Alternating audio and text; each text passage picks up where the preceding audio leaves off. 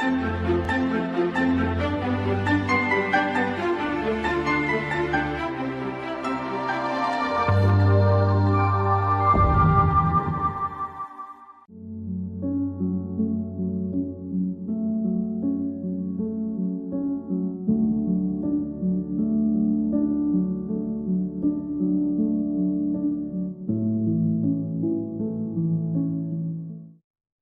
শিক্ষার্থী, আজ আমরা আলোচনা করব human resources and national development, মানব সম্পদ এবং জাতীয় উন্নতি নিয়ে। আজকে যে বিষয়গুলো সম্পর্কে আমরা আলোচনা করব সেগুলো হলো introduction to human resources and national development, importance of human resources policies for national development, human resources helps to national development dimension wise and summary.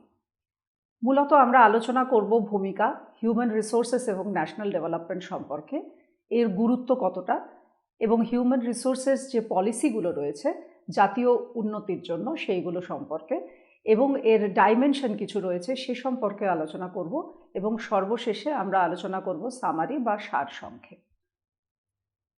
আমরা এবার প্রথমেই শুরু করছি ভূমিকা অংশে।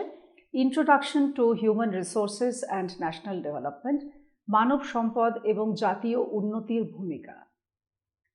আমাদের এই স্লাইডের মধ্যে ডান দিকে একটি ছবি রয়েছে, সেই ছবিটা আমাদের সাপোর্ট দেবে আমরা যেটা নিয়ে আলোচনা করব সেটা সম্পর্কে। হিউম্যান রিসোর্সেস বলতে অ্যাকচুয়ালি আমরা কি বুঝি? Human resources plays a pivotal role in shaping the workforce and driving national development. The effective management of human resources contributes to economic growth and social stability in countries. তো মানব সম্পদ আমাদের কর্মশক্তি গঠনে এবং জাতীয় উন্নয়নে অগ্রণী ভূমিকা পালন করে থাকে। মানব সম্পদ অর্থাৎ মানবদের নিয়ে আমাদের যে সম্পদ গঠিত হয়, অর্থাৎ কিনা স্টুডেন্টদের নিয়ে আমাদের যে সম্পদ, কারণ স্টুডেন্টরা বা শিক্ষার্থীরাই হচ্ছে ভবিষ্যৎ জীবনের মানব সম্পদ। এদেরকে নিয়ে যে কর্মশক্তি তৈরি করা যেতে পারে, এরা অ্যাকচুয়ালি আমাদের রিসোর্সেস। তো এই রিসোর্স নিয়ে আমরা ভবিষ্যৎ জীবনে বা ভবিষ্যতে দেশের উন্নয়নে তারা যে সমস্ত ভূমিকা নিতে পারে সেটাই হবে আমাদের আলোচনার বিষয়বস্তু। এবং মানব সম্পদের কার্যকর ব্যবস্থাপনা দেশের অর্থনৈতিক বৃদ্ধিতেও বিশেষভাবে সাহায্য করে থাকে, কারণ যেহেতু তারাই হলো দেশের ভবিষ্যৎ, তারা অর্থনৈতিক উন্নতি সাধন করে, তারা আমাদের দেশে নিয়ে আসে সামাজিক স্থিতিশীলতা এবং সেই সাথে বিভিন্ন রকম সোশ্যাল চেঞ্জেস বা সামাজিক পরিবর্তনেও তারা বিভিন্নভাবে অবদান রাখতে পারে। এবং এই হিউম্যান রিসোর্সকে কিভাবে ম্যানেজ করা যায় বা কিভাবে পরিচালনা করা যায় সেটাও হচ্ছে আমাদের এডুকেশনের একটি অন্যতম আলোচনার বিষয়বস্তু, কারণ এটা নিয়ে অনেক রিসার্চ এখনো পর্যন্ত সংগঠিত হয়ে গেছে এবং এখনও এটা রিসার্চের আওতার মধ্যেই পড়ে যে ঠিক কী উপায়ে আমাদের দেশের মানব সম্পদ ভবিষ্যৎ প্রজন্মকে আমরা কিভাবে পরিচালনা করতে পারি যাতে তারা ভবিষ্যতে আমাদের দেশের অর্থনৈতিক সমৃদ্ধি নিয়ে আসে এবং খুব পজিটিভ একটা সোশ্যাল চেঞ্জ আনার ক্ষেত্রে গুরুত্বপূর্ণ ভূমিকা রাখতে পারে। আমরা পরবর্তী আলোচনাটি করব মানব সম্পদের কি গুরুত্ব আছে, what are the importances of human resources. The effective human resource management is essential for aligning workforce skills with national goals. কার্যকর মানব সম্পদ ব্যবস্থাপনা জাতীয় লক্ষ্যগুলির সাথে কর্মশক্তির দক্ষতার সমন্বয়ের জন্য অপরিহার্য। অর্থাৎ কিনা প্রত্যেকটি দেশেরই নিজস্ব কিছু লক্ষ্য থাকে, কিছু পলিসি থাকে যে অনুযায়ী দেশটি চলতে থাকে এবং সেই সময়কার যে গভর্নমেন্ট থাকে, যে সরকার থাকে, তারা সবসময় সচেষ্ট থাকে সেই লক্ষ্যগুলি পূরণের ক্ষেত্রে। এবং এই লক্ষ্য পূরণের ক্ষেত্রে তারা বিভিন্নভাবে অর্থাৎ এক্ষেত্রে সরকার বা গভর্নমেন্ট বিভিন্নভাবে বিভিন্ন পলিসি গ্রহণ করে যাতে মানব সম্পদকে যথেষ্ট ভালোভাবে তারা ম্যানেজমেন্ট করতে পারে এবং তাদের একটা গোল সেটিং যা করা আছে সেইখানে যথেষ্টভাবে সাহায্য করতে পারে সেই লক্ষ্যগুলি পূরণের ক্ষেত্রে। অর্থাৎ কিনা তাদের যে কর্মদক্ষতা তৈরি হবে তারা পড়াশোনার ফলে বা বিভিন্ন ভোকেশনাল ট্রেনিংয়ের ফলে এই মানব সম্পদের যে কর্মদক্ষতা বা ওয়ার্কফোর্স তৈরি হবে সেটা যাতে ন্যাশনাল গোলসকে রিচ করার ক্ষেত্রে যথেষ্ট পরিমাণে সাহায্য করতে পারে, সেটা হচ্ছে একটা বিশেষ গুরুত্বপূর্ণ জায়গায় রয়েছে আর কি। এরপরে আমরা চলে আসছি দ্বিতীয় এর যে গুরুত্ব সেই জায়গায়, it fosters talents. Organizations can improve productivity and drive economic growth, ensuring that the workforce is prepared for future challenges. So it fosters talents. এটা বিভিন্ন ধরনের যে মেধা শক্তি আছে সেটাকে এগিয়ে নিয়ে যেতে সাহায্য করে বা সেটার আরও ডেভেলপমেন্টে সাহায্য করে।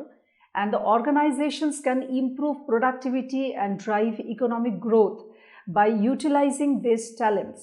এই যে ট্যালেন্টগুলো তৈরি হচ্ছে বা এই যে মেধাগুলো তৈরি হচ্ছে স্টুডেন্টদের মধ্যে, তো সেইগুলোকে কিভাবে প্রোডাক্টিভিটি বা উৎপাদনশীলতার সঙ্গে অ্যাট পার কাজে লাগানো যায় এবং ইকোনমিক গ্রোথে সেটা কিভাবে সাহায্য করতে পারে, সেই জায়গাটাকে এনশিওর করে মানব সম্পদ উন্নয়ন।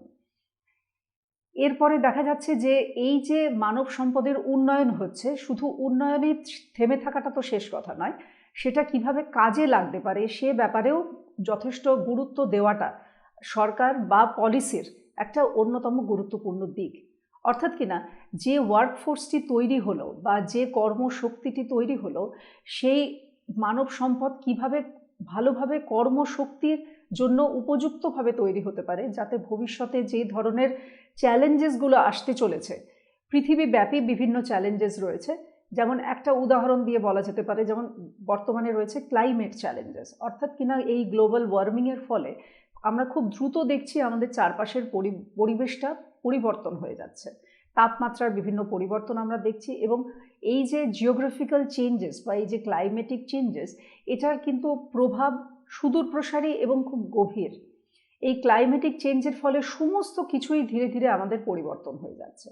একটা ছোট্ট উদাহরণ দিয়ে বলা যেতে পারে, আমরা যে ক্লাসরুমে এতদিন পর্যন্ত আলো বাতাসের জন্য আমরা নেচারের উপর বা প্রকৃতির উপরেই নির্ভর করে থাকতাম, অর্থাৎ কিনা দরজা জানলাই যথেষ্ট ছিল, আজকে এই যে ক্লাইমেটিক কন্ডিশন খুব দ্রুততার সঙ্গে যে এই যে গ্লোবাল ওয়ার্মিংয়ের দিকে আমরা এগিয়ে যাচ্ছি, তার ফলে কি হচ্ছে যে স্কুল, কলেজ, ইউনিভার্সিটি যেখানেই বলুন না কেন, সেখানে কিন্তু আর গরমকালে প্রচণ্ড গরমে শুধুমাত্র জানলা, দরজা বা প্রাকৃতিক হাওয়ার ওপর নির্ভর করে থাকা যাচ্ছে না।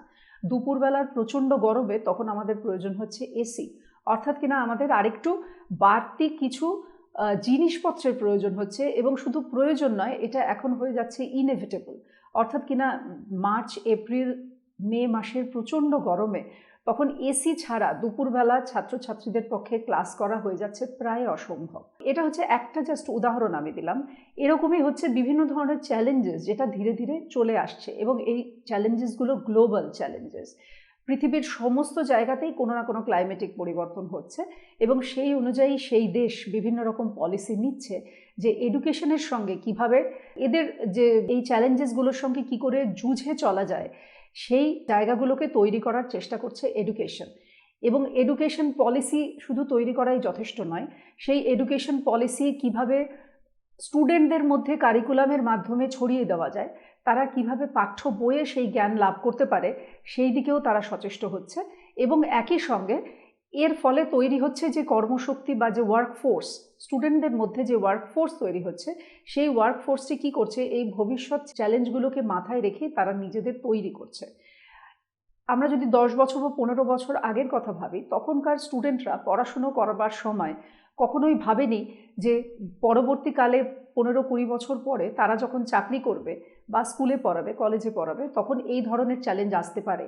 কিন্তু এখন যে প্রজন্ম তৈরি হচ্ছে, এখন যে মানব সম্পদ তৈরি হচ্ছে, এই মানব সম্পদ বা ফিউচার লার্নার্স, তারা কিন্তু এই চ্যালেঞ্জেসটা নিয়েই পড়াশোনাটা করছে, যে ভবিষ্যতে শুধু ক্লাসে গিয়ে পড়ানোটাই শেষ কথা নয়। ক্লাসে যদি স্টুডেন্টদের প্রচণ্ড গরম লাগে বা তাদের যদি অন্য কোনো অসুবিধা তৈরি হয়, সেটাকে তারা কিভাবে মোকাবিলা করবে। তার কারণ স্টুডেন্টরা যদি ভালোভাবে যদি ক্লাসে বসতে না পারে, তাহলে তারা কখনোই পড়াশোনায় মনোযোগী হতে পারবে না। তো এইভাবে একটার সঙ্গে একটা রিলেটেড, এবং আমরা দেখছি যে কিভাবে মানব সম্পদ তৈরির ক্ষেত্রে এই ধরনের নতুন নতুন ক্রিয়েটিভ চিন্তাভাবনা বা নতুন নতুন চ্যালেঞ্জেস কিভাবে প্রভাব বিস্তার করতে পারে। এর পরবর্তী যে আলোচনার পর্ব, সেটাতে আমরা আলোচনা করব human resource policies for national development, অর্থাৎ কিনা জাতীয় উন্নতির জন্য মানব সম্পদের যে বিভিন্ন নীতিগুলি নির্ধারিত হয়েছে সে সম্পর্কে আমরা আলোচনা করব। তো এখানে আমরা অনেকগুলো পয়েন্ট নিয়ে আলোচনা করব। প্রথম পয়েন্টটি হলো economic growth for national development, অর্থাৎ জাতীয় উন্নতির জন্য অর্থনৈতিক বৃদ্ধি। তো জাতীয় উন্নতির ক্ষেত্রে আমরা জানি যে সর্বপ্রথমেই যে বিষয়টির কথা উঠে আসে সেটা হচ্ছে অর্থনৈতিক চাহিদা এবং সেই সঙ্গে সেই চাহিদার যোগান দেওয়া। আমরা বিভিন্ন সাবজেক্টের অন্তর্গত আমরা দেখছি যে আমরা জব অপরচুনিটিসের কথা বলে থাকি এবং আমরা ভোকেশনাল এডুকেশনের কথা বলে থাকি। তো এই দুটো টার্মই আমাদের এই যে বর্তমান আলোচ্য বিষয় economic growth for national development এর সঙ্গে অঙ্গাঙ্গিভাবে যুক্ত। ইকোনমিক গ্রোথটা তখনই আসা সম্ভব যখন কিনা যে প্রজন্মটি তৈরি হচ্ছে, যে মানব সম্পদ ধীরে ধীরে বেড়ে উঠছে, পড়াশুনো করছে, তাদের জন্য উপযুক্ত জব অপরচুনিটিস তৈরি করা যেতে পারে। এবং যেহেতু আমরা এখানে পলিসির কথা আলোচনা করছি, তো প্রথমেই আমাদের দরকার কিছু পলিসি। সেই পলিসিটি যদি না থাকে বা সরকার থেকে যদি সেই পলিসি নির্ধারণ করা না হয়, তাহলে আমরা কোনোভাবেই তার কোনো ইমপ্লিমেন্টেশনের দিকে যেতে পারবো না। আগে আমাদের দরকার একটি ডকুমেন্ট পলিসি, যে পলিসিটি তৈরি হবে খুব সুচিন্তিত মতামতের মাধ্যমে। আমরা জানি যে একটি পলিসি তৈরি করা খুব অল্প দিনের কাজ নয় এবং সেখানে বহু মানুষের প্রচুর পরিশ্রম সেখানে থাকে এবং বহু মানুষ বলতে আমরা এখানে যেটা মিন করি সেটা হচ্ছে বিভিন্ন সেক্টরের খুব গুরুত্বপূর্ণ পজিশনে রয়েছেন এরকম মানুষ। একটা উদাহরণ দিয়ে জিনিসটি ব্যাখ্যা করা যেতে পারে। যেমন ধরে নিই, যদি কোনো কমিশন গঠিত হয়, সেই কমিশনটি একটি পলিসি, তারা যে ডকুমেন্টটি তৈরি করে সেটা একটি পলিসি। সেই পলিসিটি তৈরির পিছনে শুধুমাত্র, যেহেতু এটা একটা একাডেমিক পলিসি, এরকমটা ভাবা ভুল হবে যে সেই পলিসিটির পিছনে শুধুমাত্র এডুকেশনিস্টরা রয়েছেন। রাদার এই পলিসি তৈরির পিছনে রয়েছেন এডুকেশনিস্ট বা যারা এই বিষয় সংক্রান্ত যারা পণ্ডিত মানুষ, প্রফেসর্স, এরকম মানুষ তো রয়েছেনই। এছাড়াও যাদের মতামত বিশেষভাবে গ্রহণযোগ্য হয় একটি পলিসি তৈরির ক্ষেত্রে, সেটা হলো স্টুডেন্টরা, অর্থাৎ কিনা যারা এই কারিকুলামটি পড়বে বা এই পলিসির দ্বারা যারা উপকৃত হবে, অর্থাৎ the beneficiaries of this policy, they are equally involved in this survey হচ্ছে প্রথমে একটি পলিসি তৈরি করার আগে বেশ কয়েক বছর ধরে একটি সার্ভে করতে হয়। সার্ভে করে দেখে নিতে হয় যে কোন জায়গাটায় ঘাটতি রয়ে গেছে। যদি কোনো একটি কমিশন কোনো একটি পলিসি মোতায়েন করতে চলেছে নাকি এরকম একটা পর্যায়ে, অন্তত তার আগে 5 বছর ধরে বিরাট প্রক্রিয়ার একটি সার্ভে তৈরি করতে হয় এবং সেই সার্ভেটি করার ফলে বোঝা যায় যে কোন কোন চ্যালেঞ্জেসগুলো এখনো পর্যন্ত ইমপ্লিমেন্ট করা হয়নি। তো সুতরাং এটা যেহেতু আমরা এক্ষেত্রে আলোচনা করছি এডুকেশন পলিসি এবং সেই পলিসিটা আমাদের নির্ধারণ করে দেবে ইকোনমিক গ্রোথ, তো এক্ষেত্রে অবশ্যই এডুকেশনিস্টের পাশাপাশি থাকবেন ইকোনমিস্ট অর্থাৎ অর্থনীতিবিদ, এর সঙ্গে যুক্ত হবেন। এবং যেহেতু এটা জাতীয় উন্নতির ক্ষেত্রে এটি একটি গুরুত্বপূর্ণ ভূমিকা নিচ্ছে এবং তার সঙ্গে জব অপরচুনিটি অঙ্গাঙ্গিভাবে যুক্ত, তো এক্ষেত্রে আমাদের ভাবাটা এটা ভুল হবে না যে অনেক ক্ষেত্রে হয়তো কোনো সংস্থার, অর্থনৈতিক সংস্থার বিশেষ যারা কিনা সেখানকার যারা হেড এবং যারা সেগুলো লিড করছেন তারাও সেক্ষেত্রে উপস্থিত থাকবেন। এই সঙ্গে মতামত নেওয়া হবে স্টুডেন্টদের এবং একই সাথে মতামত নেওয়া হবে পেরেন্টসদের, অর্থাৎ কিনা যাদের ছেলেমেয়েরা এই পড়াশোনা বা এই পলিসিটির সঙ্গে যুক্ত হতে চলেছে। তো এই সব কিছু মিলিয়ে তৈরি হয় একটি পলিসি এবং যদি সেই পলিসিটি হয় ইকোনমিক গ্রোথ এর কথা মাথায় রেখে, তাহলে সেক্ষেত্রে অবশ্যই ইকোনমিক গ্রোথ বা ফান্ড এই জায়গাগুলো বা ফিন্যান্স এই জায়গাগুলোকে বিশেষভাবে গুরুত্ব দিয়ে ভাবা হবে। এবং সেটা যদি আমাদের এই ইকোনমিক গ্রোথটা যদি আমরা ভাবি যে সেটা মানব সম্পদ থেকে এই গ্রোথটা তৈরি হবে, তাহলে অবশ্যই 1 নম্বরে আসবে জব অপরচুনিটি। এই জব অপরচুনিটি কিভাবে তৈরি করা যেতে পারে? প্রথমেই যে জিনিসটা আমাদের মাথায় আসে সেটা হচ্ছে সরকারি চাকরি এবং বেসরকারি চাকরি, কিন্তু এছাড়াও আরও বিভিন্নভাবে জব অপরচুনিটি তৈরি হয়। একটা উদাহরণ দিয়ে বলা যেতে পারে যে জিনিসটা কিনা এখন আমরা খুব বেশি মাত্রায় দেখছি এবং দিল্লির গভর্নমেন্ট খুব ভালোভাবে মানে খুব সাকসেসফুলি জিনিসটা ইমপ্লিমেন্ট করেছে, সেটা হচ্ছে স্টার্ট আপ জিনিসটা তারা চালু করতে পেরেছে ফ্রম দ্য ভেরি বিগিনিং, অর্থাৎ কিনা স্কুল লেভেল থেকে। স্কুল লেভেলে আমরা যদি একটুখানি দেখি, মানে একটু যদি রিসার্চ করি বা একটু যদি নেট ঘেটে দেখি, যে দেখব দিল্লির বিভিন্ন স্কুলে মাধ্যমিক স্তর থেকেই তারা চালু করেছে স্টার্টআপ খুব ছোট আকারে এবং সেটা করছে সেখানকার স্টুডেন্টরা, যার ফলে কি হচ্ছে তাদের মধ্যে নিজেদের মধ্যেই ধীরে ধীরে একটা এন্টারপ্রেনারশিপ, একটা মানসিকতা তৈরি হচ্ছে। ফলত তারা সবাই যে শুধু চাকরির দিকে যে ভবিষ্যৎ জীবনে তাকিয়ে থাকবে এরকমটা কিন্তু নয়, তারা নিজেরা কিছু করবে, নিজেদের জন্য কিছু নিজেরাই জব অপরচুনিটি তৈরি করে নেবে এবং সেই সাথে আরও 5 জনকে তারা সেখানে চাকরি দিতে সক্ষম হবে, এই চিন্তাভাবনা নিয়ে খুব গোড়া থেকেই, অর্থাৎ কিনা স্কুল জীবন থেকেই তারা নিজেদেরকে তৈরি করে দিচ্ছে। তো এটি একটা বিশেষভাবে উল্লেখযোগ্য একটি উদাহরণ যে কিভাবে ইকোনমিক গ্রোথ এইভাবেও তৈরি করা যেতে পারে, এবং আলটিমেটলি যে জায়গাটায় আমরা গিয়ে পৌঁছবো সেটা হচ্ছে national development, economic growth for national development. তো ইকোনমিক গ্রোথটা এমনভাবে হবে যেটা কিনা আমাদের আলটিমেটলি দেশের উন্নতিতে সাহায্য করবে, ন্যাশনাল ডেভেলপমেন্টে সাহায্য করবে। এবং এটা আমাদের এক্ষুনি বলা সম্ভব না যে হয়তো দেখা গেল সেই জায়গা থেকে উঠে আসছে কোনো বড় বড় কোনো ইন্ডাস্ট্রিয়ালিস্ট, তারা এমনভাবেই নিজেরা নিজেদেরকে তৈরি করছে। আচ্ছা, আমরা যদি দ্বিতীয় পয়েন্ট আলোচনায় আসি, সেখানে আমরা দেখব workforce diversity for national development, অর্থাৎ জাতীয় উন্নতির জন্য কর্মের মধ্যে বৈচিত্র্যতা। Workforce diversity, diversity is the different dimensions of job opportunities. আমরা আমাদের যে মানব সম্পদ তৈরি হচ্ছে তাদের মধ্যে যে কর্মশক্তিটা তৈরি হচ্ছে, ওয়ার্কফোর্সটা মূলত আমরা পাচ্ছি মানব সম্পদ থেকে, এবং এই মানব সম্পদ কোনো একমুখী চিন্তাভাবনা নিয়ে যদি এগোয় তাহলেও কিন্তু সেটা জাতীয় উন্নতির পক্ষে অন্তরায় হয়ে দাঁড়াবে। তাদের সবসময় চিন্তাটা থাকবে বহুমুখী চিন্তা। একটা কোনো দিকে তারা যদি ফেল করে তাহলে তারা যাতে দ্বিতীয় দিকে যাতে নিজেরাই নিজেদেরকে সফলভাবে চালিত করতে পারে সেই জায়গাটাকে এনশিওর করতে হবে, তাদের মধ্যে সেই কনফিডেন্সটা ডেভেলপ করতে হবে। Policy should be made in such a way they will speak about the workforce diversity. পলিসির মধ্যেই এটা বলা থাকবে। এবার পলিসিতে বলা থাকলেই যে সেটা স্টুডেন্টদের কাছে পৌঁছবে এমন নয়, পলিসির যে পরের ধাপ সেটা হচ্ছে কারিকুলাম। তো কারিকুলামটাও আমি দিল্লি স্কুলের যে উদাহরণটা দিলাম সেটা এখানে একইভাবে প্রযোজ্য। কারিকুলামের মধ্যেই সেই ডাইভার্সিফিকেশনটা থাকবে যে তারা কোনো একমুখী চিন্তা করবে না। আরেকটি এক্ষেত্রে উদাহরণ দেওয়া যেতে পারে, আমাদের বর্তমান যে হায়ার এডুকেশন সিস্টেম সেখানে আমরা দেখছি যে হায়ার এডুকেশন এমএ পড়ছে বা এমএ এমএসসি বা এমকম বা ম্যানেজমেন্ট কোর্স তারা করছে, মানে ম্যাক্সিমাম অন্তত হিউম্যানিটিজ এবং সায়েন্সের ক্ষেত্রে তারা ধরেই নেয় তারা নেট পরীক্ষাটি দেবে, জাতীয় স্তরের এই পরীক্ষাটি দেবে, এবং তারা কলেজ বা ইউনিভার্সিটি টিচার হিসেবে তাদের নিজেদের ভবিষ্যৎ জীবনটাকে বা প্রফেশনাল লাইফটাকে তারা দেখতে চায়। কিন্তু এটাকে আমাদের মনে হয় যে বর্তমান যে আমরা নতুন প্রজন্মকে নিয়ে এগোচ্ছি সেক্ষেত্রে এটা হচ্ছে একটি একমুখী চিন্তা, এর মধ্যে কোনো ডাইভার্সিফিকেশন নেই। তো হায়ার এডুকেশনে এলেই যে শুধুমাত্র হায়ার এডুকেশনে শিক্ষকতা করাটাই যে একমাত্র পথ তা কিন্তু নয়, এছাড়াও আরও বহু রকম পথ খোলা আছে যেগুলো হয়তো আমাদেরকে সেইভাবে বলাই হয় না, আমাদের অর্থাৎ লার্নারদের। আমরা টিচার হিসেবে হয়তো স্টুডেন্টদেরকে সেইভাবে বলিই না, কারণ সে বলার সুযোগটাও হয়তো কারিকুলামের মধ্যে থাকে না।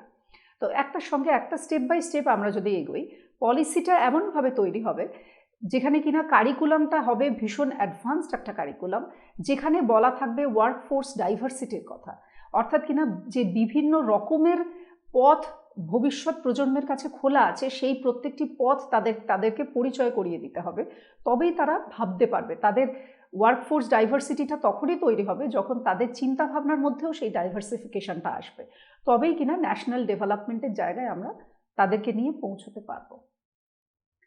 তৃতীয় নম্বর পয়েন্টে আসছি, সেটা হচ্ছে education and training as development drivers, অর্থাৎ কিনা জাতীয় উন্নতির জন্য শিক্ষা এবং প্রশিক্ষণ। তো জাতীয় উন্নতির কথা আমরা যদি ভাবি বা আমরা যদি ভবিষ্যৎ যে গ্লোবাল চেঞ্জেস বা চ্যালেঞ্জেস এই দুটো জিনিসকেই যদি মাথায় রেখে এগিয়ে চলি, তো সেই সঙ্গে অবশ্যই আসবে খুব অ্যাডভান্সড ট্রেনিং। ট্রেনিং ছাড়া কিন্তু কর্মশক্তি কখনোই তৈরি করা সম্ভব নয়, মানব সম্পদ তৈরি করা সম্ভব নয়।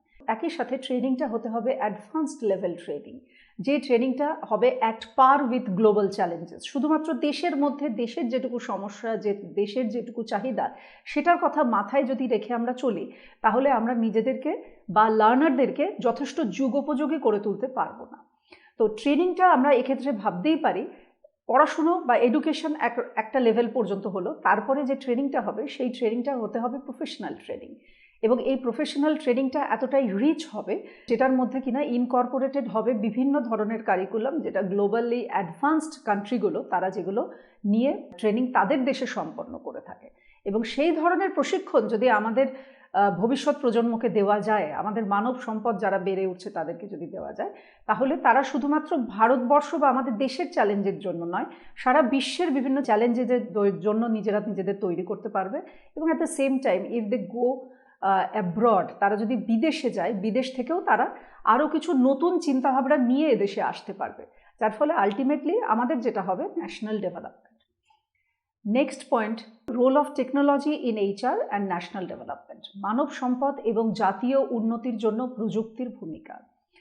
তো জাতীয় উন্নতির জন্য এইচআর বা হিউম্যান রিসোর্স, এটার ক্ষেত্রে টেকনোলজি তো আমাদের আজকাল বর্তমান যুগে আমরা দেখছি যে আমাদের যে কোনো কিছুর সঙ্গে, সেটা পড়াশোনা হোক, বিজনেস হোক, অন্য কোনো কাজ হোক, অফিসিয়াল কাজ হোক, সব কিছুর সঙ্গে টেকনোলজি একদম ইন্টিগ্রাল পার্ট হয়ে গেছে। এটাকে ছেড়ে আমরা কোনোভাবেই এগোতে পারবো না। এবং কোভিডের পোস্ট কোভিড পিরিয়ডে আমরা দেখেছি যে এডুকেশনও তার ব্যতিক্রম নয়। যেখানে এডুকেশনে হয়তো একটু আমরা পিছিয়ে ছিলাম ডিজিটালাইজেশনের ক্ষেত্রে, এখন সে কাজও প্রায় সম্পন্ন, এবং এটাকে আমাদের সাপোর্ট করছে আমাদের ন্যাশনাল এডুকেশন পলিসি 2020। সেখানে সর্বস্তরে, শিক্ষাক্ষেত্রে সর্বস্তরে ডিজিটালাইজেশন ইমপ্লিমেন্টেশনের কথা বলা হচ্ছে এবং সেই প্রক্রিয়াও শুরু হয়ে গেছে।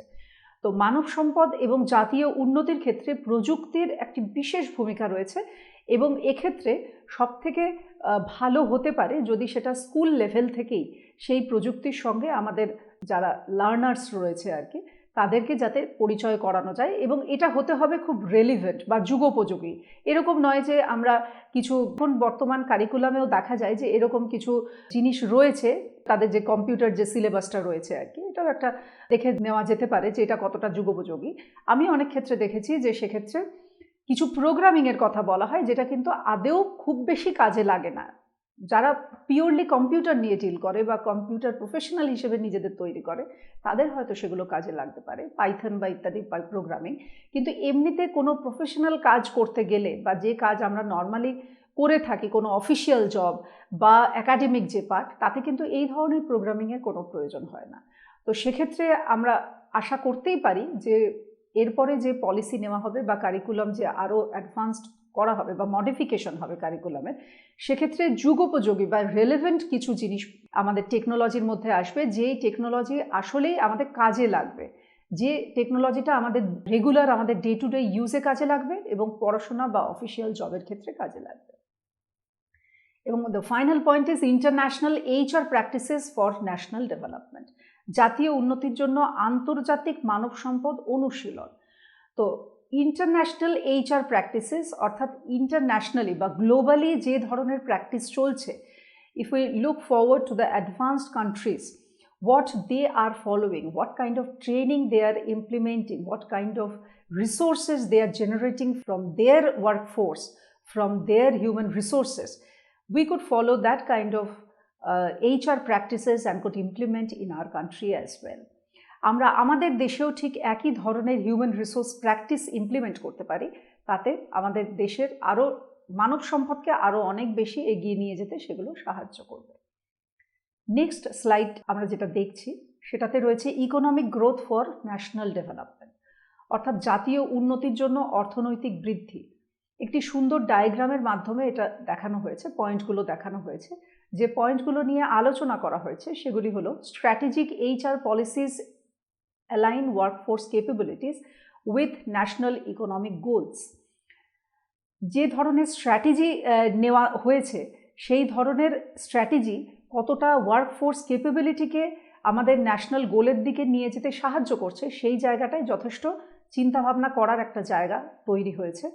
দ্বিতীয়ত, effective HR management Faustus a competitive labour market promoting entrepreneurship and job creation.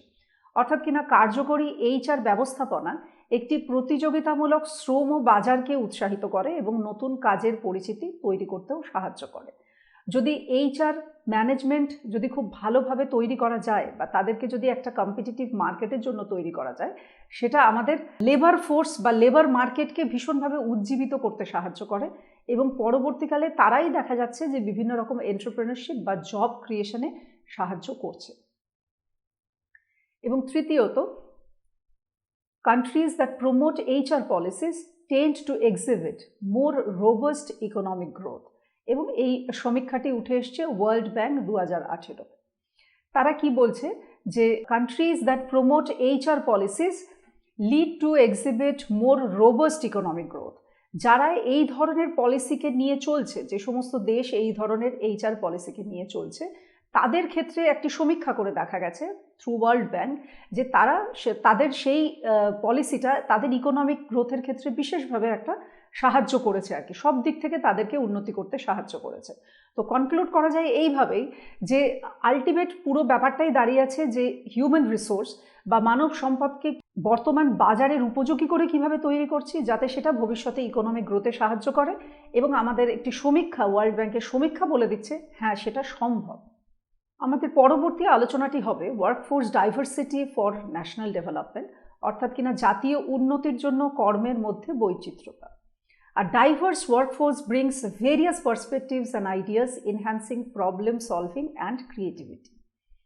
তো একটি বৈচিত্র্যপূর্ণ কর্মশক্তি যদি আমরা তৈরি করতে পারি তাহলে সেটা দেখব যে বিভিন্ন রকম আইডিয়া, বিভিন্ন রকম পার্সপেক্টিভ বা বিভিন্ন রকম প্রবলেম সলভিংয়ে সেটা একটি বিশেষ গুরুত্বপূর্ণ ভূমিকা গ্রহণ করছে। যে ধরনের চিন্তাভাবনা হয়তো এতদিন পর্যন্ত ছিল না, এবং সেইভাবেই যদি আমরা আমাদের বর্তমান প্রজন্মকে তৈরি করি তাহলে দেখা যাবে তাদের মধ্যে সেই ডাইভার্সিফাইড চিন্তাভাবনা অটোমেটিক তৈরি হয়ে যাচ্ছে। Then inclusion of marginalized groups in the labor force that lead to equitable educational development, economic development and social cohesion. তো এক্ষেত্রে বলা হচ্ছে যে মার্জিনালাইজড গ্রুপ যারা রয়েছে, অর্থাৎ কিনা প্রান্তিক গোষ্ঠী বা মার্জিনালাইজড যারা আমরা SC, ST, OBC, ethnic groups, বিভিন্ন ল্যাঙ্গুয়েজ মার্জিনালাইজড গ্রুপসও রয়েছে। আমাদের ভারতবর্ষে প্রচুর আমরা জানি যে ল্যাঙ্গুয়েজ রয়েছে এবং এমন কিছু ভাষা বা ডায়ালেক্ট রয়েছে যারা কিনা মূল স্তরে এখনো পর্যন্ত নিজেদেরকে সেইভাবে নিয়ে আসতে পারেনি তাদের ভাষাগত বৈচিত্র্যের জন্য। তো এদের সবাইকে যদি আমরা ইনক্লুড করে নিতে পারি, অবশ্যই তারা ইনক্লুডেড ভারতীয় নাগরিক হিসেবে বা দেশের নাগরিক হিসেবে তারা লেবার ফোর্সের প্রত্যেকেই একটি গুরুত্বপূর্ণ অংশ, এবং তাদেরকে আমরা যদি সফলভাবে যদি অন্তর্ভুক্ত করে নিতে পারি তারাও কোনোভাবে আমাদের অর্থনৈতিক উন্নতিতে পিছিয়ে থাকবে না, তাদেরকেও আমরা সফলভাবে অর্থনৈতিক উন্নতিতে নিয়ে আসতে পারি। এবং এক্ষেত্রে আরেকটি গোষ্ঠী বা কমিউনিটির কথাও বিশেষভাবে উল্লেখযোগ্য, তারা হচ্ছে ট্রান্সজেন্ডার কমিউনিটি, যে কমিউনিটিকে হয়তো এখনও পর্যন্ত কোনো সরকারি পলিসির আওতায় আনা যায়নি, কিন্তু তারা যথেষ্ট শারীরিকভাবে সক্ষম, এবং তাদেরকে যদি সফলভাবে কোনো কাজে লাগানো যায় কোনো ট্রেনিংয়ের মাধ্যমে বা অন্য কোনো রকম উপায়ে তাদেরকে যদি জব অপরচুনিটিস যদি তাদের ক্ষেত্রে তৈরি করে দেওয়া যায় তাহলে দেখা যাবে যে দেশের উন্নতিতে, অর্থনৈতিক উন্নতিতে তারাও খুব গুরুত্বপূর্ণ ভূমিকা গ্রহণ করতে ইকুয়ালি এবল, সমানভাবে তারা সক্ষম, এবং সামাজিক সংহতি বৃদ্ধিতেও সেটা একইভাবে সাহায্য করবে। কারণ এই বৈচিত্র্য বা এই inclusion of all the marginalised groups এইটা যদি সফলভাবে করা যেতে পারে তাহলে কিন্তু সেটা আলটিমেট যে জায়গাটা তৈরি করছে that is called the social cohesion, অর্থাৎ কিনা সামাজিক সংহতি তৈরিতে তারা সমানভাবে সাহায্য করবে। এই ভেদাভেদ বা এই কাস্টিজম, এই মার্জিনালাইজড, আনমার্জিনালাইজড এই যে গ্রুপগুলো বা যারা কিনা ইকোনমিক্যালিও প্রচুর গোষ্ঠী আছে যারা মার্জিনালাইজড, তাদেরকে সবাইকে যদি এক ছাতার তলায় যদি আনা যায় তাহলে সেটা আলটিমেটলি ইকোনমিক গ্রোথ তো অবশ্যই হবে, একই সাথে যেটা তৈরি হবে সেটা হচ্ছে সোশ্যাল কোহেশন। এবং research shows that diversity in organisations correlates with improved performance and innovation, Herring 2009। আরেকটি রিসার্চের মাধ্যমে উঠে আসছে যেটা কিনা করেছিলেন হেরিং 2009 সালে। তিনি বলছেন প্রতিষ্ঠানের বৈচিত্র্য উন্নত কর্মক্ষমতা এবং নতুন কিছু উদ্ভাবনের সাথে সম্পর্কযুক্ত। Diversity in organization it correlates with improved performance and innovation. যদি কোনো অর্গানাইজেশনে, যদি কোনো ইনস্টিটিউশনে যদি প্রচুর রকমের চিন্তাভাবনা থাকে বা প্রচুর রকমের যদি মানুষ থাকে, মানব সম্পদ বা মানুষ যদি থাকে বা কর্মী যদি থাকে, ডাইভার্সিটি যদি সেখানে থাকে, সেটা কোরিলেট করছে, সেটা আমাদেরকে এগিয়ে নিয়ে যেতে সাহায্য করবে। কোনটাকে এগিয়ে নিয়ে যেতে সাহায্য করবে? Improved performance and motivation and innovation. তো সেটা উদ্ভাবনকেই আলটিমেটলি এগিয়ে নিয়ে যেতে সাহায্য করবে। কেন? কারণ কি, যত ডাইভার্সিফিকেশন হবে ততই ডাইভার্সিফিকেশন অফ আইডিয়াস হবে। Diversification of workforce or diversification of human resource ultimately leads to diversification of ideas and innovations. তো এই যে বিভিন্ন রকমের আইডিয়া তাদের মধ্যে থেকে উঠে আসবে, as because they belong to different backgrounds. তো এই যে বিভিন্ন জায়গার থেকে বিভিন্ন লোক উঠে এলো এবং তাদের যে ডাইভার্স আইডিয়াস নিয়ে একটি সংস্থায় তারা কাজ করতে শুরু করলো, তাতে আলটিমেট কি দাঁড়ালো? Improved performance and innovation. এবং এটা একটি রিসার্চের কথা এখানে বলা হলো। Then coming to education and training as development drivers. জাতীয় উন্নতির জন্য শিক্ষা এবং প্রশিক্ষণ। Education and vocational training programs equip individuals with the necessary skills for the job market. Education এবং ভোকেশনাল ট্রেনিং, তো শুধুমাত্র ট্রেনিং থাকলেও হয় না, তার সঙ্গে থাকতে হবে এডুকেশন। আবার শুধু এডুকেশন বা শিক্ষা থাকলেও হবে না, তার সঙ্গে থাকতে হবে প্রফেশনাল ট্রেনিং। তো শিক্ষা এবং বৃত্তিমূলক প্রশিক্ষণ, এই দুটো জিনিসই যদি মানব সম্পদের মধ্যে দিয়ে দেওয়া যায় বা ট্রেনিংয়ের মাধ্যমে তাদেরকে সেইভাবে যদি প্রশিক্ষিত করা যায়, তাহলে তাদের মধ্যে যে skilled, means they will be developed as a skilled individual or skilled professional, যেটা এখনকার জব মার্কেটের জন্য ভীষণভাবে উপযুক্ত। আমরা যেমন এক্ষেত্রে একটা এক্সাম্পল দেওয়া যেতে পারে, আমরা অন্তত 5-7 বছর বা 10 বছর আগেও দেখেছি যে যারা কিনা ইঞ্জিনিয়ারিংয়ে বিটেক ডিগ্রি অর্জন করছে, আমরা ধরে নিতাম জব মার্কেটে যখন আসছে তারা ভীষণ ভালো কোনো জব তারা পেতে চলেছে। কিন্তু গত 10 বছরই আমি বলবো, ইফ নট মোর, এই ধারণার কিন্তু ধীরে ধীরে পরিবর্তন হয়েছে। কীরকম? এখন তো এটা একটা ম্যান্ডেটরি জায়গায় প্রায় চলে গেছে, কিন্তু কিছুদিন আগেও দেখা যেত যে বিটেক পাশ করেও কিন্তু ইঞ্জিনিয়ারদের যারা কিনা একটু ভালো জায়গায় নিজেদের প্রতিষ্ঠিত করতে চায়, তারা সেখানেই তাদের যে পড়াশোনা শেষ করে ফেলছে তা কিন্তু নয়। তারা সফলভাবে একটি কোম্পানিকে সার্ভ করবার জন্য তারা যে ট্রেনিংটির মুখাপেক্ষী হচ্ছে, that is called MBA।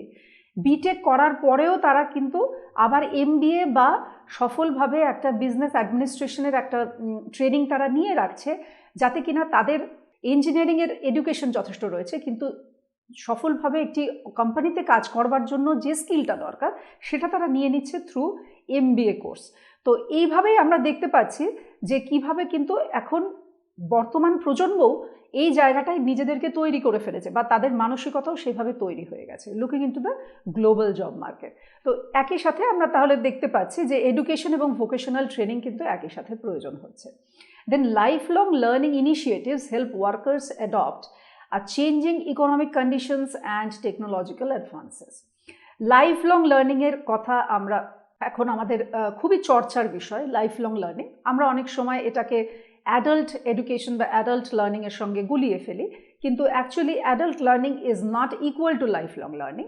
Lifelong learning হচ্ছে এমনই একটি লার্নিং প্রক্রিয়া যেখানে কিনা সারা জীবনব্যাপী আমাদের যে শিখতে হয় সেটাকে খানিকটা ফর্মালাইজ করে নেওয়া। অর্থাৎ কিনা আমরা হয়তো শিখছি সারা জীবন ধরেই, হয়তো আমরা শিখছি কোনো না কোনো উপায়ে, ফর্মালি বা ইনফর্মালি, কিন্তু এটাকে আমরা ঠিক ভাবি না যে আমরা শিখছি বা এটা আমাদের প্রফেশনাল কাজে লাগবে বা প্রফেশনালি আমাদের আরও ডেভেলপ করার জন্য যে শিখতে হবে, এই মানসিকতাটা হয়তো থাকে না। কিন্তু এখন বর্তমান যে যুগের মধ্যে দিয়ে আমরা পার হচ্ছি, সেক্ষেত্রে কিন্তু শুধু একটা বা দুটো ডিগ্রি নিয়ে জবে জয়েন করার পরই যে সব কিছু থেমে গেল, মানে পড়াশোনা বা ট্রেনিংয়ের পার্টটা, তা কিন্তু নয়। We need a constant upgradation and updation. Updated যদি না থাকা যায় তাহলে কিন্তু কোনোভাবেই এগিয়ে যাওয়া সম্ভব নয় আজকের যুগে, সেটা সে যে ফিল্ডেই হোক না কেন, be it the education field, be it the industry, be it some other field. এটা আজকের দিনে আর কিন্তু খাটে না। তো সেক্ষেত্রেই সেই জায়গা থেকেই উঠে আসছে lifelong learning. So lifelong learning initiatives help workers adapt changing economic conditions and technological alternatives or advances. তো এইভাবে যদি জীবনব্যাপী শিক্ষার চিন্তাভাবনা আমরা গোড়া থেকেই আমাদের মানব সম্পদ বা স্টুডেন্টদের মধ্যে যদি এই চিন্তাভাবনাটা দিয়ে রাখতে পারি যে এইটুকু পড়েই কিন্তু তোমাদের শেষ নয়, তোমরা নিজেদেরকে সেইভাবে মানসিকভাবে প্রস্তুত করবে, তাহলে কিন্তু তাদের মধ্যে সেভাবেই তারা ছোট থেকে সেইভাবেই তারা বড় হবে এবং কখনোই পড়াশুনো বিমুখ বা ট্রেনিং বিমুখ এই ধরনের চিন্তাভাবনা তাদের মধ্যে আসবে না। ফলে আখেরে কিন্তু যেটা তৈরি হবে সেটা হচ্ছে ন্যাশনাল ডেভেলপমেন্ট। তারা যুগের অগ্রগতির সঙ্গে নিজেদেরকে খাপ খাইয়ে নিতে পারবে। Then countries investing in education typically enjoy higher rates of economic growth and lower unemployment by OECD 2019. OECD একটি খুব বড় ইন্টারন্যাশনাল অর্গানাইজেশন যারা বিভিন্ন ধরনের সার্ভে করে থাকে। তারা 2019-এর একটি সার্ভেতে তারা বলছে, বা একটি রিসার্চে তারা বলছে, countries investing in education typically enjoy higher rates of economic growth. যারা এডুকেশনে খুব বেশি ইনভেস্ট করে, সরি টু সে, আমাদের ভারতবর্ষে কিন্তু এডুকেশনে সরকারি তরফ থেকে এই ইনভেস্টমেন্টটা খুবই সামান্য, just 3.5%. Countries investing in education typically enjoy higher rates of economic growth and lower unemployment. তো যে দেশ যত বেশি এডুকেশনের পিছনে তাদের ইনভেস্টমেন্ট রাখছে, যত বেশি এডুকেশনে ইনভেস্ট করছে, তাদের তত বেশি ইকোনমিক গ্রোথ হচ্ছে, তাদের তত বেশি ইকোনমিক্যাল ডেভেলপমেন্টটা হচ্ছে, এবং আনএমপ্লয়মেন্ট এই জায়গাটা কমে যাচ্ছে, বেকারত্বটা সেই সব দেশে প্রচণ্ডভাবে কমে যাচ্ছে। শিক্ষায় বিনিয়োগকারী দেশগুলি সাধারণত উচ্চতর অর্থনৈতিক বৃদ্ধি এবং কম বেকারত্ব ভোগ করে থাকে। This is a survey by OECD 2019. Now coming to role of technology in HR and national development. আমরা জানি যে মানব সম্পদ এবং জাতীয় উন্নতির ক্ষেত্রে সর্বস্তরে প্রযুক্তির একটি বিশেষ গুরুত্বপূর্ণ ভূমিকা রয়েছে। So technology enhances HR practices through improved recruitment, training and performance management systems. প্রযুক্তি উন্নত নিয়োগ ব্যবস্থা, প্রশিক্ষণ এবং কর্মক্ষমতা ব্যবস্থাপনার মাধ্যমে HR এবং অনুশীলনকে বাড়িয়ে তুলতে সাহায্য করছে। তো HR প্র্যাকটিস থ্রু ইমপ্রুভড রিক্রুটমেন্টের ক্ষেত্রে টেকনোলজি লাগছে, ট্রেনিংয়ের ক্ষেত্রে টেকনোলজি লাগছে, এবং পারফরমেন্স ম্যানেজমেন্ট সিস্টেম বিভিন্ন ক্ষেত্রে, office work, performance management, survey ইত্যাদি সমস্ত ক্ষেত্রে টেকনোলজির ব্যবহার আজকের দিনে অপরিহার্য। Digital tools facilitate remote work. যে ধরনের ডিজিটাল টুল আমরা ব্যবহার করে থাকি, ডিজিটাল টুলস অর্থাৎ কিনা ডিজিটালি ইকুইপড মেটেরিয়ালস, যেটা আমাদের পড়াশোনার ক্ষেত্রেও বিশেষভাবে কাজে লাগে, রিসার্চ ওয়ার্কে কাজে লাগে, এইগুলো রিমোট ওয়ার্ক বা যেগুলো প্রত্যন্ত জায়গা রয়েছে সে সমস্ত জায়গায় পৌঁছে দিতে আমাদের সাহায্য করছে। It gives access to global talent and contributing to economic resilience. এটা আমাদের অর্থনৈতিক শ্রীবৃদ্ধিতেও সাহায্য করছে। Organizations that leverage technology in HR are better positioned to respond to market changes by Bersin 2018. আরেকটি আমরা দেখছি রিসার্চ ওয়ার্ক, যেখানে বলা হচ্ছে যে কথাগুলো আগে বলা হচ্ছে সেটাকেই সাপোর্ট করছে একটা রিসার্চ ওয়ার্ক, যে এই কাজগুলো যদি করা যায় সেটা আখেরে দেশের উন্নতিতেই সাহায্য করবে বা ইকোনমিক গ্রোথেই সাহায্য করবে, এবং এই রিসার্চ ওয়ার্কগুলো বলে দিচ্ছে যে হ্যাঁ সত্যিই সেটা সম্ভব। এরকমই সার্ভে আমাদের সাপোর্ট দিচ্ছে। সো যে সংস্থাগুলি কিনা এই পরিবর্তনকে মানিয়ে নেওয়ার জন্য, the organizations that leverage technology in HR are better position to respond to market changes. মার্কেটের এই চেঞ্জের সঙ্গে তারা নিজেদেরকে আরও ভালোভাবে নিজেদেরকে মানিয়ে নিতে সফল হচ্ছে। Then international HR practices for national development. তো এবার আমরা একটুখানি দেখে নেব যে ইন্টারন্যাশনাল HR প্র্যাকটিসগুলো কীরকম রয়েছে, গ্লোবালি এই ধরনের প্র্যাকটিস কিভাবে করা হচ্ছে। Globalization has led to the adoption of best HR practices that can be tailored to local contexts. তো গ্লোবালাইজেশন বা বর্তমানে বিশ্বের সর্বোত্তম HR-কে অনুশীলন করে বলা হচ্ছে যে স্থানীয় প্রেক্ষাপট অনুসারে এটাকে যদি তৈরি করা যায় তাহলে সেটা খুব ভালো এবং সফল হতে পারে। অর্থাৎ কিনা লোকাল কনটেক্সটের দিকে মাথায় রেখে আমাদেরকে এই জাতীয় স্তরে উন্নতির কথা ভাবতে হবে। Then multinational companies often introduce innovative HR strategies that can positively impact national development. বহুজাতিক সংস্থাগুলি প্রায় নিত্য নতুন HR কৌশল প্রবর্তন করে, স্ট্র্যাটেজি প্রবর্তন করে, যা আলটিমেটলি এই উন্নয়নে একটি ইতিবাচক ভূমিকা গ্রহণ করতে পারে। অর্থাৎ মাল্টিন্যাশনাল কোম্পানির এক্ষেত্রে একটি গুরুত্বপূর্ণ ভূমিকা রয়েছে, এবং the sharing of HR best practices across borders can lead to improved workforce capabilities and economic outcomes by Tansley 2011। তো এই রিসার্চের মাধ্যমে আমরা দেখতে পাচ্ছি এক্ষেত্রে বলা হচ্ছে যে সীমাহীনভাবে মানব সম্পদ উন্নয়নের সর্বোত্তম অনুশীলনগুলিকে ভাগ করে নিলে আখেরে কর্মশক্তি এবং অর্থনৈতিক ফলাফলটি উন্নত হতে পারে। Human resource helps to national development dimension wise. এখানে আমরা যা আলোচনা এতক্ষণ করলাম সেটাকে একটু ছোট আকারে বা আরেকটু সিকোয়েন্সিয়ালি যদি দেখে নেওয়া যায় যে এগুলো কিভাবে আমাদেরকে ডাইমেনশন ওয়াইজ এগুলোকে যদি প্লেস করা যায় তাহলে সেটা কীরকম দাঁড়াবে। প্রথমত ইকোনমিক গ্রোথ অর্থাৎ কিনা অর্থনৈতিক বৃদ্ধি, যেটা নিয়ে আমরা যথেষ্ট আলোচনা করেছি। দেন টেকনোলজিক্যাল অ্যাডভান্সমেন্ট অর্থাৎ কিনা প্রযুক্তির কিভাবে অগ্রগতি বা অ্যাডভান্সমেন্টের মাধ্যমে আমরা এই ইকোনমিক গ্রোথটাকে নিয়ে এগিয়ে যেতে পারি বা মানব সম্পদ উন্নয়নে সেটা সাহায্য করতে পারে। তৃতীয়ত ইমপ্রুভড পাবলিক সার্ভিস অর্থাৎ সুশিক্ষিত বা প্রশিক্ষিত কর্মচারী এবং শিক্ষাবিদ বা অন্যান্য যারা কিনা সফলভাবে পাবলিক সেক্টরে কাজ করছে, গভর্নমেন্ট সেক্টরে কাজ করছে, তারা কিন্তু এই মানব সম্পদ উন্নয়নের ক্ষেত্রে বা ওয়ার্কফোর্সের ক্ষেত্রে একটা গুরুত্বপূর্ণ ভূমিকা নিতে পারে। দেন কাম সোশ্যাল ডেভেলপমেন্ট। সোশ্যাল এর একটা ভূমিকা রয়েছে। সর্বস্তরের মানুষকে যদি আমরা এক জায়গায় আনতে পারি তাহলে সেক্ষেত্রে একটা সামাজিক সংহতির জায়গা তৈরি হচ্ছে, যেটা আমাদের ভারতবর্ষের মতো ডাইভার্সিফাইড দেশে খুবই উপযোগী, এবং ফাইনালি গ্লোবাল কম্পিটিটিভনেস, যে জায়গাটা তৈরি হচ্ছে এত কিছুর ফলে, এত পলিসি এবং এত পড়াশুনোর ফলে বা ট্রেনিংয়ের ফলে বিশ্বের বাজারে আমাদের মানব সম্পদের একটি গুরুত্বপূর্ণ জায়গা তৈরি হচ্ছে। আলোচনার শেষ পর্বে আমরা চলে আসছি সামারি বা সংক্ষিপ্ত সারাংশে। ধারণাযোগ্য প্রবৃদ্ধির ক্ষেত্রে মানব সম্পদ এবং জাতীয় উন্নয়নের সংযোগ অত্যন্ত গুরুত্বপূর্ণ। অর্থনৈতিক বিকাশের সাথে সাথে HR বা হিউম্যান রিসোর্স কৌশলগুলির ওপরেও অবশ্যই গুরুত্ব দিতে হবে, যার নানান সমস্যার মোকাবিলা এবং বিভিন্ন পরিবর্তনশীল সুযোগগুলি আমাদের মানিয়ে নিতে সাহায্য করবে। তাই ভবিষ্যতের গবেষণায় HR-কে অনুশীলন ও ফলাফলের সাথে প্রযুক্তি এবং বিশ্বায়নের চলমান প্রভাবকে অবশ্যই আমাদের অন্বেষণ করা উচিত।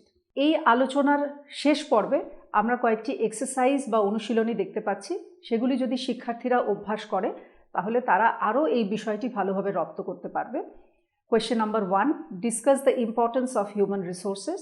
Number 2, exploring the various human resource policies for national development. And number 3, elucidate the major dimensions for national development. আমাদের আলোচনা আজকে এই পর্যন্তই রইল। সকল শিক্ষার্থী বন্ধুকে অজস্র ধন্যবাদ।